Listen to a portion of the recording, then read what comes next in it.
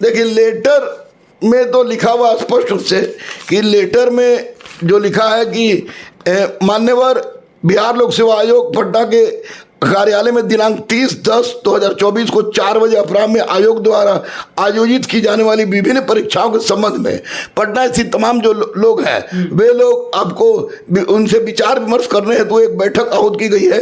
कृपया आप लोग 4 बजे बैठक में जरूर उपस्थित हों। नमस्कार, मेरा नाम है अमर और आप देख रहे हैं अमर एक्सप्रेस चैनल को। साथियों, जो कि बीपीएससी टीआरई 3.0 के ऊपर हम बात करेंगे क्योंकि ये बहुत बड़ा मुद्दा बन चुका है कि आखिरकार रिजल्ट आएगा तो आएगा कब और क्या वजह है कि रिजल्ट जो है कि लेट हो चुका है। तो इस सभी मुद्दों को लेकर अभी हम पहुंचे हैं गुरु रहमान सर के पास और जानने का प्रयास करते हैं। तो सर, रिजल्ट कब तक आने वाला है? देखिए, रिजल्ट दीपावली और छठ के बीच में कभी भी रिजल्ट आ सकता है, जो संभावना व्यक्त की जा रही है। लेकिन सबसे बड़ी खुशी की बात यह है कि पहली बार आयोग के अध्यक्ष, आयोग के सचिव महोदय के द्वारा तमाम शिक्षक जो पढ़ाते हैं, जिनको उन लोगों ने उस योग्य समझा है, उसको बुलेटिन भेजा है। तो 30 तारीख को हम लोग वहां जा रहे हैं। निश्चित रूप से 30 तारीख को सारी समस्या जो 3.0 संबंधित है, तो उस समस्या पर हम लोग नजर डालेंगे। साथ ही साथ अध्यक्ष महोदय और सचिव महोदय से रिक्वेस्ट करेंगे। और जब शुरुआत हुई है आयोग की ओर से, तो निश्चित रूप से बच्चों के हित में हित को ध्यान में रखकर किया गया होगा। तो निसंदेह, चाहे एज रिलैक्सेशन हो, चाहे वन व्यक्ति हो, या आपको जो सप्लीमेंट्री जो 3.0 में जो लड़के 4 जगह क्वालिफाई कर जाते हैं, 3 सीट खाली रह जाता है, उनको 3.0 में ही जोड़ने की बात हो, इन डीपी से संबंधित बात हो, इन तमाम बातों पर चर्चा होगी। लेकिन छठ तक रिजल्ट आ जाना चाहिए, ये हमें पूरा विश्वास है। सर, जैसे कि आपके पास जो कि बुलावा आया है, अभी लेटर आया था, आपने जो मुझे लेटर दिखाया, किस माध्यम से आया वो लेटर, क्यों आया? लेटर ओएसडी लेके आए थे वहाँ के, चूंकि मेरा फोन नंबर संजोग से बंद था, तो वहाँ से एक अधिकारी आए बिहार लोक सेवा आयोग से संस्थान में, और उन्हें संस्थान में हमको लेटर दिया और लेटर दिया कि आपको 4 बजे तक आना है सर। तो निश्चित रूप में मैं जाऊँगा, क्योंकि बच्चों की बात है, बच्चों की बात के लिए मुझे कहीं जाना हो तो जाऊँगा। ये तो आयोग को मैं बहुत बहुत धन्यवाद देता हूं कि आयोग ने इस तरह की शुरुआत करके परीक्षा, बिहार में परीक्षा के क्षेत्र में जो धांधली हो रही थी उसको सुधारने की दिशा में अच्छा प्रयास किया। लेटर में क्या लिखा हुआ है सर, थोड़ा दिखाइएगा। देखिए, लेटर में तो लिखा हुआ स्पष्ट रूप से कि लेटर में जो लिखा है कि मान्यवर बिहार लोक सेवा आयोग पटना के कार्यालय में दिनांक 30/10/2024 को 4 बजे अपराह्न में आयोग द्वारा आयोजित की जाने वाली विभिन्न परीक्षाओं के संबंध में पटना स्थित तमाम जो लोग हैं वे लोग आपको उनसे विचार विमर्श करने हेतु एक बैठक आहूत की गई है। कृपया आप लोग 4 बजे बैठक में जरूर उपस्थित हों। तो स्वाभाविक है, सचिव महोदय सर जो आपको सत्य प्रकाश शर्मा सर जो आईएएस हैं, सचिव भी हैं, उन्होंने बुलाया है और आयोग ने बुलाया है। तो निश्चित रूप से बच्चों के हित को ध्यान में होगा उनके, तभी तरफ बुलाया गया है। क्योंकि परमार सर की एक तो बहुत बड़ी विशेषता तो हम कहेंगे कि इन्होंने 3.0 में किसी भी तरह की धांधली नहीं होने दी, तो यह आयोग की बहुत बड़ी जीत है। तो परीक्षा भी सफलतापूर्वक हो जाए।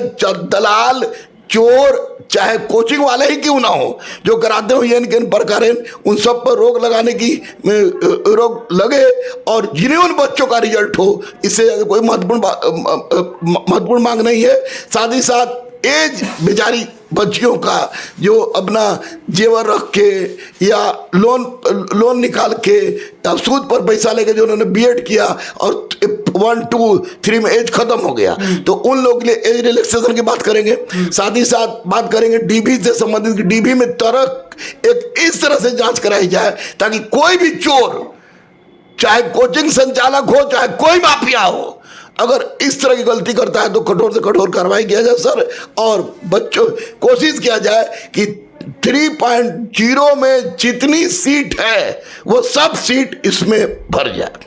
अगर कहीं सर इसे बीपीएससी टीआरई 3.0 का रिजल्ट अगर आ रहा है 30 तारीख तक लगभग आ रहा है, पहले वाला जो बीपीएससी 2.0 का आया था उस तरह से हो गया तो नहीं, उस तरह से इसलिए नहीं होगा कि 30 को रिजल्ट नहीं आएगा।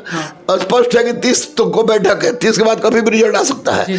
तो उस तरह का अगर होना होता तो निश्चित रूप से हम लोग को बुलाया नहीं जाता। हम लोग को बुलाया जा रहा है, इसका मतलब कि परमार सर हो या सत्य प्रकाश सर हो, ये लोग बच्चों के हित को ध्यान में रखे हुआ है, इसीलिए ये लोग बुला रहा है ताकि बच्चों के क्या क्या समस्या होती है, आयोग से क्या क्या अपेक्षाएं हैं, उन अपेक्षाओं पर खरा उतरे आयोग, इसलिए बुलाया गया। इसलिए अब उतना धांधली का, उतना क्या धांधली का, पर हमको नहीं लग रहा कि धांधली अगर हुआ है, अगर इन केस धांधली अगर हो जाती है किसी भी माध्यम से, तो उस माध्यम में निश्चित रूप से गुरु रहमान कभी चुप नहीं था, कभी चुप नहीं रहेगा।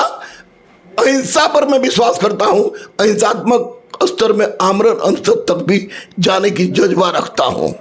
बहुत ऐसे छात्र हैं सर जो कि बीएड किए थे कर्ज लेकर के, अपने माँ बाप के गहने जो कि बांधे रख करके बीएड किए, और उन लोगों का डर अभी भी है एज रिलैक्सेशन उनको ले करके कि कहीं हो सके मेरा उम्र खत्म हो गया, कि क्या पता इस बार चांस मिल पाएगा या नहीं मिलेगा। नहीं, डर नहीं रहे, रो रहे हैं बेचारे। तो वैसी परिस्थिति में इस मुद्दा को तो मैं रखूंगा ही सचिव और अध्यक्ष महोदय के सामने, और मुझे निश्चित रूप से विश्वास है कि मानवीय दृष्टिकोण से ये अध्यक्ष और सचिव महोदय ऐसा करेंगे और इन लोगों को एज रिलैक्सेशन देंगे, क्योंकि इसके पहले टियर 1 में 10 साल का रिलैक्सेशन मिला था।